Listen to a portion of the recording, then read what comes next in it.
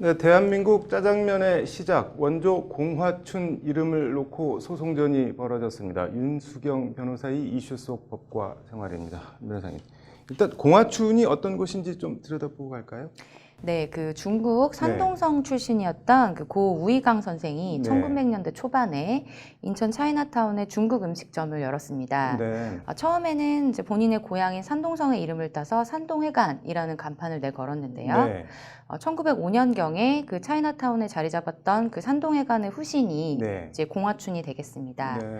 1911년 중국 5천년 왕정을 종식하고 네. 공화정을 수립했던 신해혁명 이후에 그 공화국의 봄이라는 의미로 공화춘이라는 이름을 지었다고 합니다. 뭐 중국집 이름이 심오하네요. 네. 이게 뭐 다른 데도 좀 말이 더 나오는 것 같은데. 네, 이 공화라는 말이 네. 그 사기 주본기에도 나오고 있는데요. 네. 그 주려왕이 백성들의 반란으로 도망가서 왕이 네. 부재되었을 때 주공, 소공 두 사람이 정무를 맡아 공화라고 칭했다라는 내용이 네. 그것입니다. 중국 고대의 편년제 역사서인 죽서기년에는 네. 공백화, 공나라 백작화, 공화라는 인물이 전국을 주도해서 나라를 다스린 걸로 쓰여져 있기도 합니다. 네. 또 이제 공화는 서양의 레스퍼블리카에 네. 대응해서 왕이나 황제 같은 세습 권력자가 없이 다수의 합의로 운영되는 정치 체계를 지칭하는 단어로도 쓰이는데요. 네. 공화춘의 이름도 거기서 유래했다고 합니다. 네. 뭐 다시 짜장면 얘기로 돌아가면 이후에 공화춘은 어떻게 됐나요? 네, 그 이제 짜장면과 비슷한 요리가 원래 중국에도 있었는데요. 네. 그 춘장에 면을 비벼 먹는 형태의 네. 작장면, 네. 이제 중국어 병음 표기로는 짜장면이 그것인데요. 네. 이 짜장면은 지금 우리가 먹는 형태의 짜장면으로 이제 내걸고 판매를 시작한 것이 공화춘이 최초였다고 합니다. 네. 이런 이유로 이제 공화춘이 우리나라 짜장면의 시초 이제 원조로 여겨져 왔는데요. 네. 공화춘은 1950년 한국전쟁이 일어나자 일시적으로 영업을 중단하기도 했는데 네. 1953년 그 우이강의 아들인 우홍장이 가업을 승계해서 3대에 걸쳐서 운영되면서 1970년대 전성기를 맞았습니다. 네. 그랬다가 이제 이후 1983년에 경영난으로 폐업을 하게 되었는데요. 네. 20년 가까이 지난 2002년에 네. 이제 또 다른 인물인 B 씨가 이 공화춘을 새로이 상표 등록을 했고요. 네. 2004년부터 옛 건물인 그 옆에서 현재 공화춘을 운영하고 있다고 합니다. 네. 청나라 건축 양식으로 지어진 2층짜리 옛 공화춘 건물은 네. 2006년에 등록문화재 246호로 지정이 되었고요. 2012년부터 짜장면 박물관으로 보존되어 오고 있습니다. 네. 그럼 지금 인천 차이나타운에서 영업하고 있는 공화춘은 원래 공화춘이 아니라는 거네요? 네, 그렇습니다. 네. 지금 현재 인천 차이나타운에서 영업 중인 공화춘은 네. 그 고 우이강 선생이 문을 열었던 옛 공화춘과는 아무런 상관이 없습니다. 네. 그 우씨 가문과도 아무런 연고가 없다고 하는데요. 네.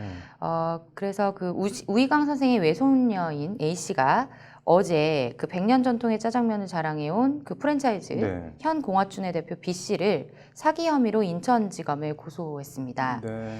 A 씨는 B 씨가 2004년부터 그 차이나타운에서 중국 음식점인 공화춘을 운영하면서 네. 이름이 같다는 이유만으로 원조 또는 이제 국내 1호 등의 표현을 사용했다고 주장했는데요. 네.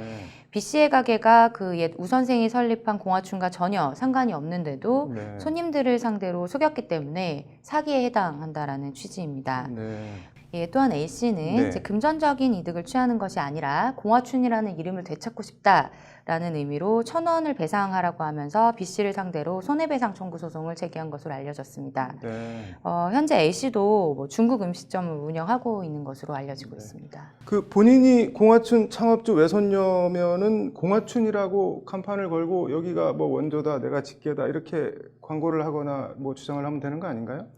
네, 이제 그게 애매한 것이요. 네. 그 현 공화춘 대표인 B 씨가 네. 2002년에 공화춘으로 상표 등록을 했고요. 네. 2004년부터 그 옛 공화춘 건물 옆에서 같은 이름으로 공화춘을 운영해 왔습니다. 네. 그렇기 때문에 이제 A 씨가 공화춘의 이름을 되찾겠다고 나선 게 되겠습니다.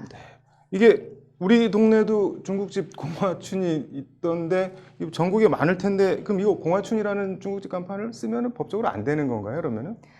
네, 그 우리나라는 네. 상표 출원을 먼저 한 사람에게 상표권을 우선적으로 부여하는 선출원주의를 원칙으로 취하고 있습니다. 네. 그래서 상표 출원을 하지 않고 상표를 먼저 사용하고 있었는데 다른 사람이 먼저 상표권을 획득할 수도 있다는 이야기인데요. 네. 이제 상표권자는 그 상표권에 기해서 상표를 사용하고 있는 사람에게 상표의 사용을 중지할 것을 청구할 수가 있습니다. 네. 그렇지만 이런 이제 선출원주의의 보완적으로 먼저 상표를 사용하는 사람에게까지 이러한 권리 행사를 허락하는 것은 가혹하다라는 네. 취지에서 선사용권 또한 이제 인정을 하고 있는데요. 네. 즉 이제 상표를 출원했던 시점 이전에 이미 상표를 사용하고 있던 사람은 상표를 계속적으로 사용할 수 있는 권리를 갖게 됩니다. 네. 그렇지만 이제 여전히 상표권자는 다른 사람이기 때문에 네. 다른 사람에게 뭐 그 상표권에 기반해서 상표를 사용하지 말도록 제재할 권리는 없게 됩니다. 네. 즉 이제 B 씨가 상표 출원을 2002년에 했는데요. 네. 그 이전부터 공화출원이라는 상호를 A 씨가 사용하고 있었다고 한다면 선사용자에게 인정되는 그 선사용권이 인정될 수가 있습니다. 네. 그럼 2002년 이후에 공화춘 간판 단 사람들은 이 B 씨가 문제를 삼으려면 삼을 수는 있는데 굳이 문제를 안 삼고 있는 뭐 그런 건가요? 그럼? 네, 그렇습니다. B 씨가 이제 상표권에 기해서 상표를 사용하지 않도록 청구를 할 수 있지만 현재로서는 이런 조치는 취하지 않고 있는 것 같습니다. 아무튼 천원 소송 뭐 어디가 원조인지 궁금하네요, 결과가. 오늘 잘 들었습니다.